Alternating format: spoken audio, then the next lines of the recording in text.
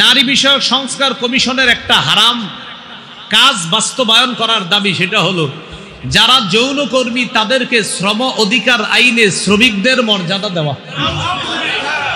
এর মানে কোনো মেয়ে তার সতীত্ব বিক্রি করে টাকা কামাই করবে, এটা বলেন হালাল না হারাম? এটাকে শ্রমিকের মর্যাদা দেওয়ার আবেদন করা হয়েছে। মানে আপনি একটা গুনাহ করেন, ছাড়তে পারেন না, প্রতিদিন খালি করেন কিন্তু ছাড়তে পারেন না, আহা আমি কি করব, গুনাহটা ছাড়তে পারি না।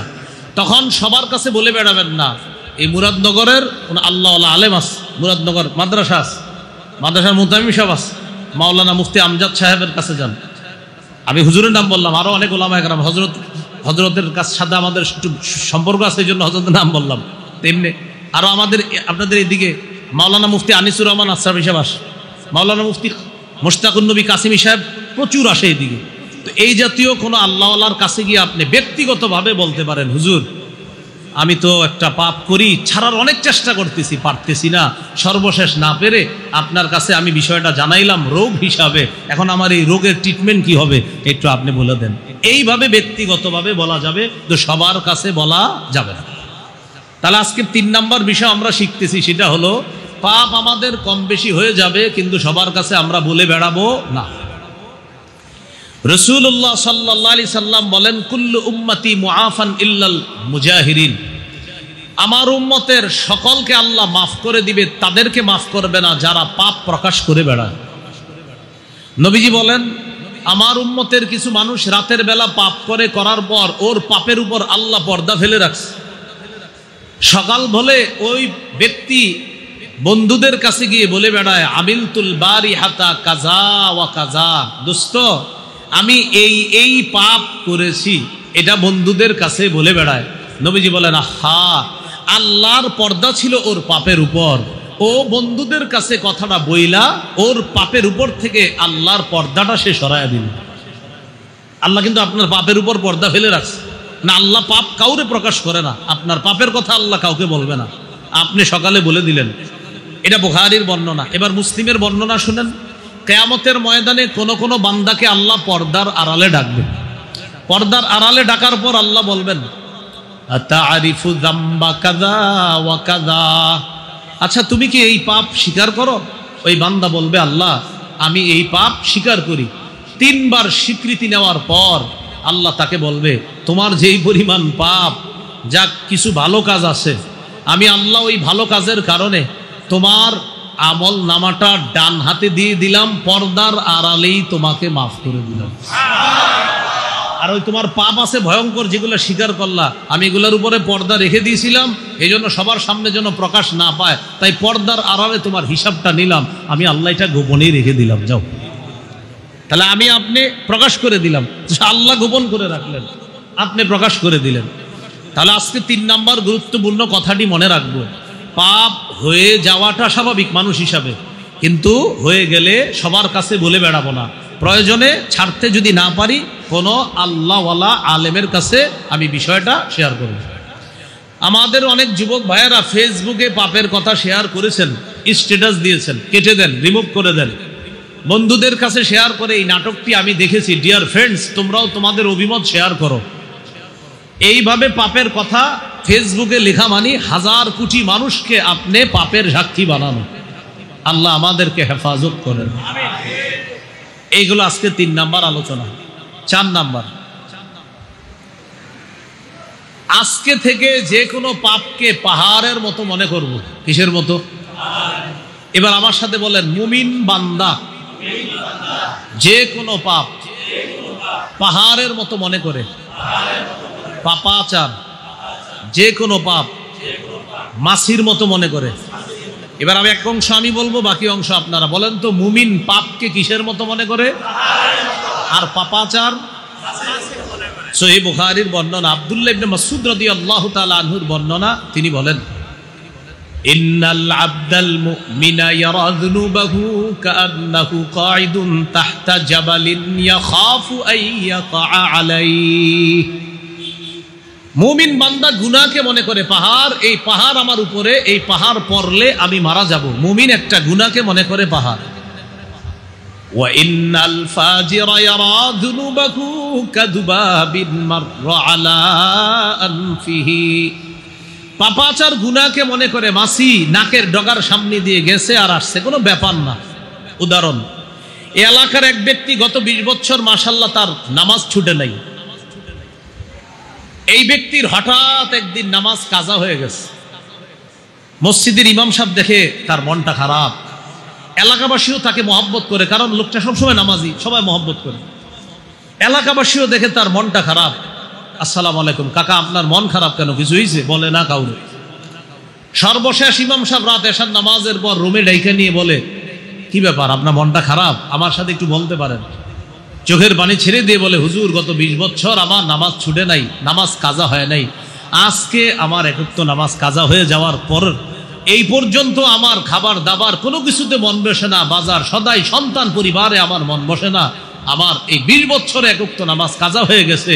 এই বিষয়টা আমি হুজুর মেনে নিতেই পারতেছি না। এটা হলো মুমিনের পরিচয়। একজন পাপাচারের নামাজ কাজা হয়ে গেছে। কেউ ভাই নামাজ পড়লেন না? পড়ি নাই, কালকে পড়বো। কি হয়েছে? কালকে আবার জিজ্ঞাসা করছেন, নামাজ পড়লো না? পড়ি নাই, কালকে পড়বো। কেউ ভাই জোহর বললেন না? পড়ি নাই, আসর বলবো। আসরের সময় বললেন, আসরও তো বললেন না, মাগরিব পড়বো। মাগরিবের সময় এশা পড়বো। এশার সময় জিজ্ঞাসা করছেন, এ ভাই জান তো কালকে পড়বো, জান। 1 সপ্তাহ নামাজ পড়ে না। হঠাৎ বৃহস্পতিবারে বললেন, ভাই আপনার এই 7 দিন ধরে নামাজের কথা বলতেছি, বললেন না, এ জান তো কালকে জুমার নামাজ পড়বো, জান। কালকে জুমাও পড়ে নাই। তখন জিজ্ঞাসা করে, ভাই আপনি জুমার নামাজটাও বললেন না, আচ্ছা আগামী জুমায় পড়বো। অর্থাৎ তার কাছে নামাজ পড়া ছাড়া সমান। সে নামাজ মানে মাঝে মাঝে বন্ধুরা ধৈর্য টৈরা নিলে হয়তো যায়, কিন্তু নামাজ ছেড়ে দেওয়া, পড়া মানে এটা কোনো ব্যাপার না। ভাই নামাজ পড়ছেন? পড়ছি। কেন? পড়ছি, মন চাইছে। পড়েন নাই কেন? মন চাইছি, পড়ি নাই, মানে কোনো ব্যাপার না, মাসি। আর একজন ইমানদারের কাছে একক্ত নামাজ মনে হবে যে এই দুনিয়াও যদি আমার ছুটে যায়, একক্ত নামাজ একজন ইমানদারের কাছে মনে হবে এই দুনিয়ার মধ্যে যা আছে এর চাইতে আরো বেশি দাম। এটা আব্দুল্লাহ ইবনে মাসউদ রাদিয়াল্লাহু তাআলা আনহু বলেন, ইমানদার গুনাহকে মনে করে পাহাড়ের মতো, পাপাচার বান্দা গুনাহকে মনে করে মাছির মতো। তাহলে বলেন তো, আজকে থেকে যে কোনো গুনাহকে আমরা কিসের মতো মনে করব? আল্লাহ তৌফিক দান করেন। এই গেল আজকে 4 নাম্বার কথা। 5 নাম্বার কথা, আমার এই 2টি আঙ্গুলের দিকে তাকান। আমি আপনাদের সামনে ঘোষণা করলাম, কারা কারা আগামী 24 ঘন্টায় 100 রাকাত নফল নামাজ পড়বেন। যদি পড়তে পারেন, প্রত্যেককে পুরস্কার হিসাবে একটি মোটর সাইকেল দেওয়া হবে। হয়তো অনেকে হাত তুলবেন, বেশিরভাগই হাত তুলবেন বা সবাই হাত তুলবেন। যারা মোটর সাইকেল চালাইতে পারেন তারা তো তুলবেনই, যারা পারেন না তারাও। কেন? যে পুরস্কারটা পায়া বিক্রি করে দিব। হাত তুলবে সবাই, কারণ 24 ঘন্টায় 100 রাকাত নফল, এটা কোনো ব্যাপার না। তো এই ব্যক্তি মনে করেন, এই হলো একজন, আরেকজন, এই ব্যক্তি 2 ব্যক্তি, যাই হোক আরেকজন। আরেকটা ঘোষণা করা হলো, ভাই আগামী 24 ঘন্টায় যারা যারা একটা গুনাহ করতে পারবেন না তাদেরকে একটা মোটর সাইকেল দেওয়া হবে। এবার হাত উপরের দিকে ওঠে না, না উঠতে গিয়ে আবার নেমে যায়। কয়েকজনের উঠছে আবার নেমে যাচ্ছে। কেন? যাদের উঠছিল ওদের মনে পড়ে গেছে আমি না সুদ খাই। যার উঠতে গেছিল তার মনে পড়ছে আমি না জমির দালালি কইরা আগামীকালকে একজনের 6 লাখ খামু। হাতটা উঠতে গিয়ে মনে পড়ে গেল, আন্দাজি উঠলে আমি তো দুধ বিক্রি করার সময় মানুষকে খাঁটি বইলে যে 1 কেজি পানি দিয়ে জানে মানুষ। হাত উঠতে গিয়ে ওই ব্যক্তি চিন্তা করে, আমি যে আপেলটা ওজন করে বিক্রি করি আর যে চুপে চুপে পরিমাপে কমাই, মেশিনের মধ্যেও যে কমানোর নিয়ম আছে, এটা কি আর পাবলিক বুঝে? হাত উঠতে গিয়ে আর ওঠে না। তাহলে বললাম 24 ঘন্টায় 100 রাকাত নফল নামাজ, মাশাআল্লাহ সংখ্যা অনেক। 24 ঘন্টা একটাও গুনাহ করবেন না, হাত উঠে না। এখান থেকে বোঝা গেল, এই হলো মনে করেন 24 ঘন্টায় নফল পড়বে 100, আর এ হলো গুনাহ করবে না। এখান থেকে বোঝা যায় 100 রাকাত নফলের চ্যালেঞ্জ নেওয়া সহজ, গুনাহ ছেড়ে দেওয়া কঠিন। কিন্তু নবীজি সাল্লাল্লাহু আলাইহি সাল্লাম বলেন, যেই ব্যক্তি ফরজ নামাজ পড়ে, ওয়াজিব নামাজ পড়ে, নফল নামাজ পড়ে, আবার কিছু নাফরমানি করে, আরেক ব্যক্তি ফরজ নামাজগুলা পড়ে, ওয়াজিব নামাজ পড়ে, কিন্তু নাফরমানি করে না, নফল নামাজ একটু কম পড়ে, আবার এক ব্যক্তি নফলও পড়ে, ফরজ সুন্নত ওয়াজিব সব পালন করে, আবার কিছু নাফরমানি করে। আরেক ব্যক্তি ওয়াজিব ফরজ সবগুলো আদায় করে, নফল নামাজ পারলে পড়ে, না পারলে পড়ে না, কিন্তু নাফরমানি করে না। নবী বলেন যে নাফরমানি করে না, আমি তাকে সমস্ত মানুষের মাঝে শ্রেষ্ঠ আবেদ, শ্রেষ্ঠ ইবাদত গুজার বান্দা বলে ঘোষণা করলাম। তাহলে বলেন তো, নফল বেশি পড়া শ্রেষ্ঠ আবেদ, না গুনাহ ছাড়া শ্রেষ্ঠ আবেদ, না ছেড়ে দেওয়া শ্রেষ্ঠ আবেদ? এই জন্য হাসান বসরি রহমতুল্লাহ আলাই, একজন বড় আল্লাহর ওলি, তিনি বলেন, মা আবাদাল আবিদুনা বিশাইইন আফযালা মিন তারকি মা নাহাকুমুল্লাহু আন। হাসান বসরি বলেন, একজন আল্লাহর ওলির জীবনের শ্রেষ্ঠ ইবাদত নাফরমানি না করা। হাসান বসরি বলেন, যদি শোনো পৃথিবীতে কেউ আল্লাহর ওলি, খোঁজ নিয়ে দেখবা যে গুনাহ করে কিনা। যদি দেখো না গুনাহ করে না, বুঝবা হ্যাঁ হ্যাঁ আসলে আল্লাহর ওলি। কারণ আল্লাহর ওলির জীবনের শ্রেষ্ঠ ইবাদত গুনাহ না করা। আল্লাহর ওলির জীবনের শ্রেষ্ঠ ইবাদত কি? এই জাতীয় কিছু আল্লাহর ওলি আপনি দুনিয়াতে পাবেন, যাদেরকে দেখলে আপনার আল্লাহর কথা মনে পড়বে। যাদেরকে দেখলে আল্লাহর ওলি চিনার উপায়, কিছু আল্লাহর ওলিদেরকে দেখলে আপনার ইজা রুউ যুকির আল্লাহ, তাদেরকে আপনি দেখলে আল্লাহর কথা মনে পড়বে, আখেরাতের স্মরণ হবে, আর গুনাহ ছেড়ে দেওয়ার মানসিকতা তৈরি হবে। এরকম কিছু মানুষ দুনিয়াতে পাবেন। আবার অনেক সুন্দর, দেখতে শুনতে অনেক সুন্দর, কিন্তু বেদাতের মধ্যে লিপ্ত। এর দেখলেই হাক্কানি উলামায়ে কেরাম বলে, ধর এদিকে যাবো না। কেন? দেখতে তো সুন্দর, কিন্তু আপনার মন চায় না কেন সেখানে যাই। উনি দেখতেও সুন্দর, মাশাআল্লাহ, আল খাল্লা টেল্লা নিয়ে আসে, ওর সব সুন্দর, কিন্তু এরপরে উলামায়ে কেরাম বর্জন করতেছে। কেন? জানো ঘন যান সুন্দর তো। অন্যদিকে একজন মানুষ কালো, আর উলামায়ে কেরাম লাখ লাখ আলেমরা তার কাছে, কালো মানুষটার কাছে গিয়ে ভিড় জমাইতেছে। কেন? বুঝলেন? একটা মানুষ কালো, লাখ লাখ আলেম তার কাছে যাইতেছে। কেন? কিছু আছে। আবার একজন দেখতে অনেক সুন্দর, মাশাআল্লাহ, ওনারে দেখলে মনে হবে ফেরেশতা, কিন্তু উলামায়ে কেরাম যায় না। এই জন্য বুঝতে হবে যে আল্লাহর ওলি যারা, তাদেরকে দেখলে আল্লাহর কথা স্মরণ হবে, তাদেরকে দেখলে আখেরাতের কথা স্মরণ হবে। এই জন্য দেখবেন এলাকায় অনেক মানুষ দেখতে সুন্দর, নামাজ পড়ে না, এরে দেখলে মায়া লাগে না।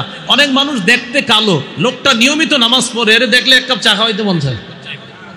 ওই যে আল্লাহ ভালোবাসা তৈরি করতে, কালে হুয়া তু কিয়া হুয়া দিলওয়াল, কালা কিন্তু দিল আছে ভালো। এই জন্য কালো দেখতে, কিন্তু দেখলে মায়া লাগে। এই মেয়ে আপনি এরা তো মায়া করেন কা?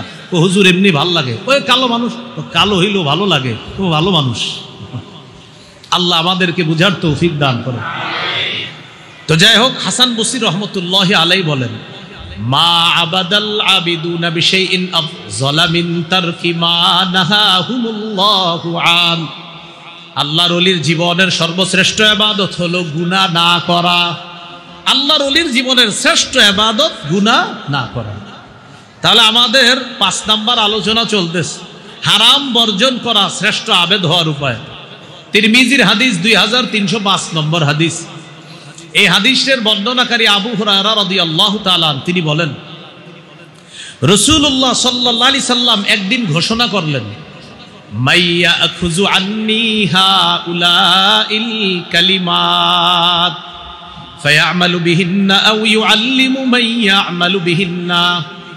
রাসূলুল্লাহ সাল্লাল্লাহু আলাইহি সাল্লাম একদিন ঘোষণা করলেন, কে আছো, আমি নবী এখন কিছু কথা বলবো, এই কথাগুলা গ্রহণ করবা, নিজে আমল করবা, যারা আমল করবে তাদেরকে শিখায়া দিবা, এমন কি কেউ আছো?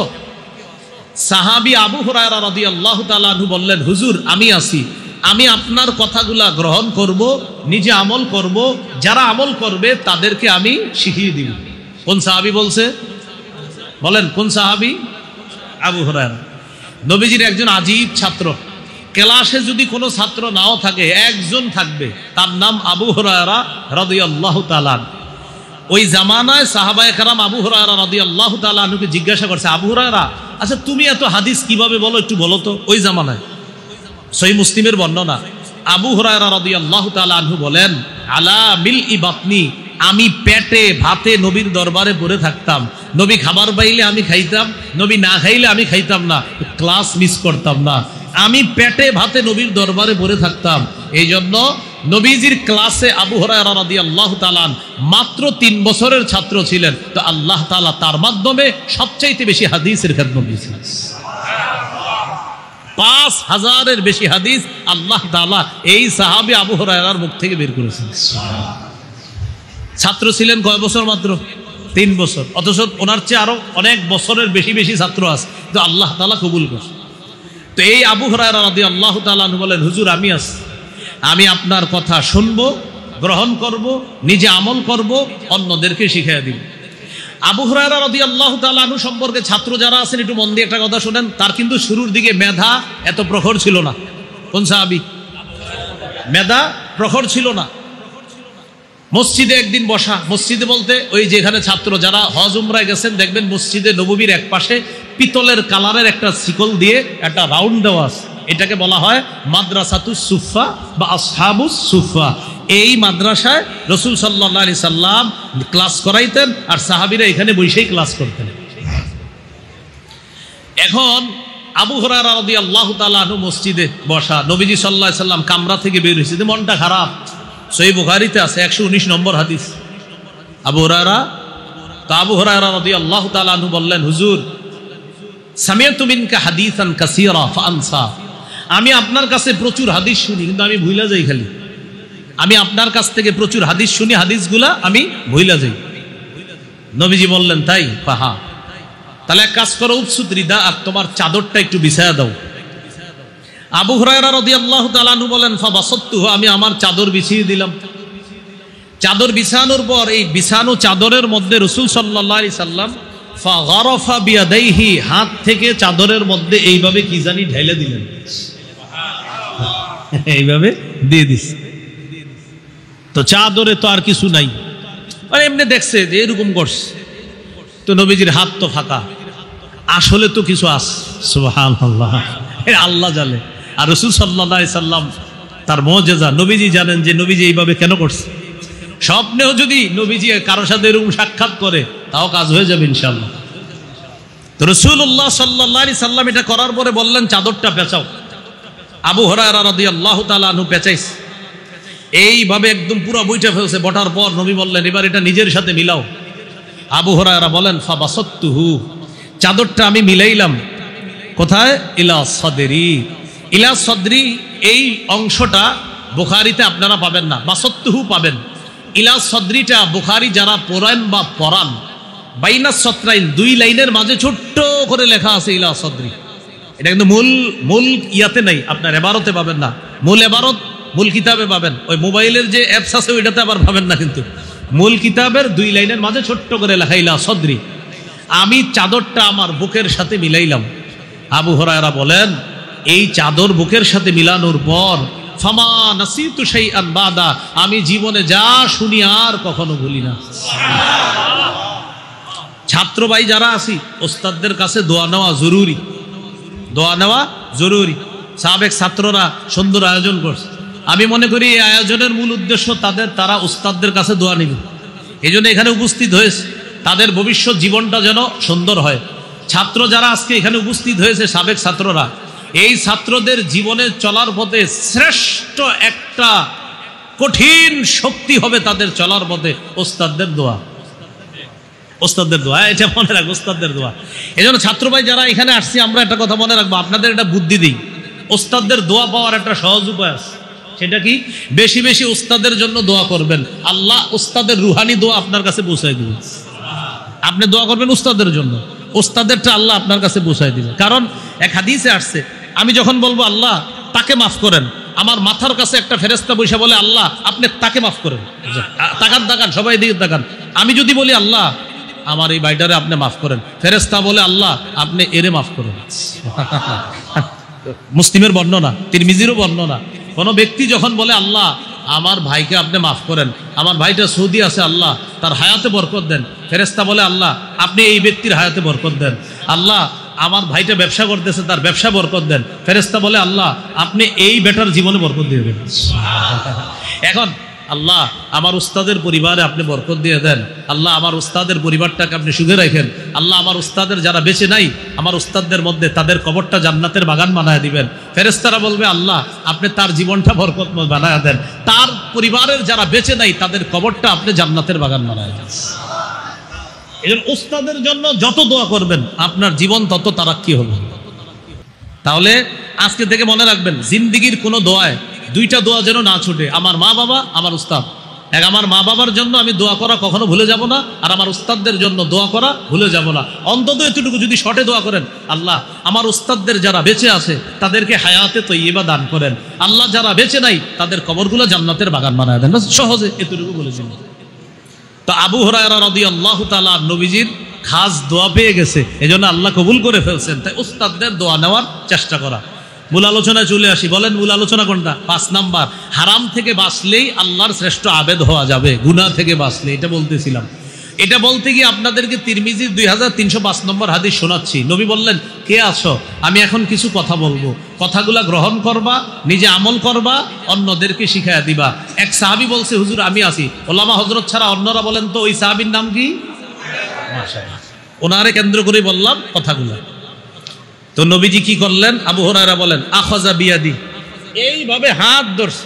আপনাটাও ধরতাম, আচ্ছা ধরি। তো এইভাবে হাত ধরছে। হ্যাঁ, নবীজি বলেন যে, আবু হুরায়রা বলেন, নবীজি আমার হাত এইভাবে ধরে, বাবা যেমন সন্তানকে শিখাইয়া দেয়, নবী আমাকে এইভাবে একদম হাত ধরে ধরে 5টা কথা শিখাইয়া দিচ্ছে। তবে এই হাদিস শোনানোর আগে একটা শর্ত আছে। নবীজি যেমন বলছে, কে আসো, এমন যে আমার কাছ থেকে এই কথাগুলা গ্রহণ করবা, নিজে আমল করবা, যারা আমল করবে তাদেরকে শিখাবা। এই হাদিস এই যুগেও যারা বর্ণনা করবে তারাও আপনাদেরকে বলবে যে, ভাই আমি নবীজির একটি হাদিস আপনাদের সামনে এখন পেশ করব। এই হাদিস কারা শুনবেন, কারা আমল করবেন, আর কারা অন্যকে শিখাইবেন, এটা বলার পরে এই হাদিস আমি বলবো। না আপনারা বলেন, আপনারা কি হাদিস শুনবেন, নিজে আমল করবেন, অন্যদেরকে শিখাবেন? তাহলে চোখ বন্ধ করে হাত তুলে ফেলেন। হ্যাঁ, সত্যি তো? একটু পরে কিন্তু হাত যেন না নামে। আচ্ছা, হাত নামান। এবার শোনেন কি বলে নবীজি। 5টা কথা বলছে। 1 নাম্বার, ইত্তাকিল মাহারিমা তাকুন আবাদান নাস। আবু হুরায়রা, তুমি হারাম থেকে বাঁচো। হারাম দ্বারা উদ্দেশ্য হলো হারাম কথা, হারাম কাজ, হারাম খাদ্য যা আছে এগুলা থেকে বাঁচো। তাকুন আবাদান নাস, মানুষের মাঝে তুমি সর্বশ্রেষ্ঠ আবেদ হিসাবে গণ্য হয়ে যাবে। যেখানে নবী হারাম থেকে বাঁচতে বললেন, সেখানে আমাদের দেশে রাষ্ট্রীয়ভাবে হারাম কাজকে বৈধতা দেওয়ার ষড়যন্ত্র চলতেছে। রাষ্ট্রীয়ভাবে। কিভাবে? রাষ্ট্রীয়ভাবে একদল ইসলাম সম্পর্কে অজ্ঞ মহিলা 318 পৃষ্ঠা ব্যাপী নারী বিষয়ক সংস্কার কমিশন নামে একটা কমিশন মাননীয় প্রধান উপদেষ্টার কাছে জমা দিয়েছে, যার রন্ধ্রে রন্ধ্রে কোরআনের বিরোধিতা করা হয়েছে, ইসলামের বিরোধিতা করা হয়েছে। এই বাংলাদেশটাকে একটা বেহা রাষ্ট্র বানানোর চূড়ান্ত নীলনকশা চলতেছে। যেখানে নবীজি বললেন হারাম থেকে বাঁচো, সেখানে হারামকে বৈধতা দেওয়ার ষড়যন্ত্র চালানো হয়। শুধু হারাম বৈধতা না, আপনার কোরআনকে পরিবর্তন করার মিশন আছে। কিসে, কাকে পরিবর্তন করা? সূরা ইউনূসের 15 নম্বর আয়াতে আল্লাহ বলেন, ওয়াইযা তুতলা আলাইহিম আয়াতুনা বায়্যিনাতিন ক্বালাল্লাযীনা লা ইয়ারজুনা লিকাআনা আতি বিকুরআনিন গায়রি হাযা আও বাদদিল। কাফেরদের কাছে যখন আমার কোরআনের আয়াতগুলা শোনানো হয়, তখন কাফেররা নবীকে বলে, যারা আমার সাক্ষাৎ বিশ্বাস করে না, ওই কাফেররা আমার নবীকে বলে, মুহাম্মদ তুমি এই কোরআন ছাড়া আরেকটা কোরআন নিয়ে আসো। নাউজুবিল্লাহ বলেন। আও বাদদিল, অথবা তুমি কোরআনের বিধান পরিবর্তন করে ফেলো। তাহলে বলেন তো, কোরআনের বিধান পরিবর্তন চাওয়া স্বভাবটা কাদের? কাফেরদের। কোরআনের বিধান পরিবর্তন চাওয়া স্বভাবটা কাদের? কোন সূরায়? সূরা ইউনূস। কোন সূরায়? কত নম্বর? 15 নম্বর আয়াত। বলেন, কোরআনের বিধান পরিবর্তন চাওয়া স্বভাবটা কাদের? কোন সূরার কত নম্বর আয়াত? এখন কেউ যদি বলে যে নারী পুরুষ উত্তরাধিকার সম্পত্তিতে সমান অধিকার পাবে, অথচ আল্লাহ সূরা নিসার 11 নম্বর আয়াতে বলেছেন, ইউসিকুমুল্লাহু ফি আওলাদিকুম লিযযাকারি মিসলু হাজ্জিল উনসায়াইন। আল্লাহ তাআলা আয়াতের মধ্যে বলে দিয়েছেন, 2 জন নারীর অংশের সমান পাবে একজন পুরুষ। এখন যদি কেউ দাবি উঠায়, না পুরুষ যা পাবে নারীও তা পাবে, তাহলে কোরআনের বিধানকে পরিবর্তন চাওয়া হবে। আর কোরআনের বিধান পরিবর্তন চাওয়া স্বভাবটা কাদের?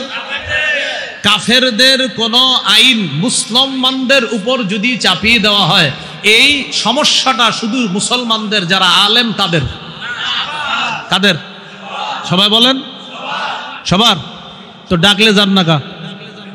হ্যাঁ, কোরআনের বিধান পরিবর্তন সমস্যাটা হুজুরদের, তো সবাই যান না কা? কি করে জানেন? তো হুজুর গো খায়া দেয় আর কাম নাই। কি বলে? হুজুর গো খায়া দেয় কাম নাই। কোরআনের বিধান পরিবর্তনের ষড়যন্ত্র হয়, হুজুরদের নাকি খায়া দেয় কাম নাই। কিছুদিন পরে সময় আসবে হুজুরদের পায়ে গিয়ে পইরা কি বলবেন জানেন?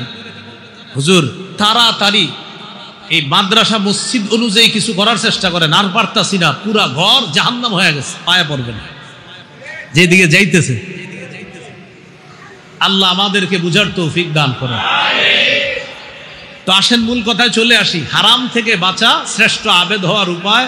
যেখানে আমরা হারাম থেকে বাঁচার চেষ্টা করব, সেখানে আমাদেরকে হারামের মধ্যে লিপ্ত করার ষড়যন্ত্র হয়।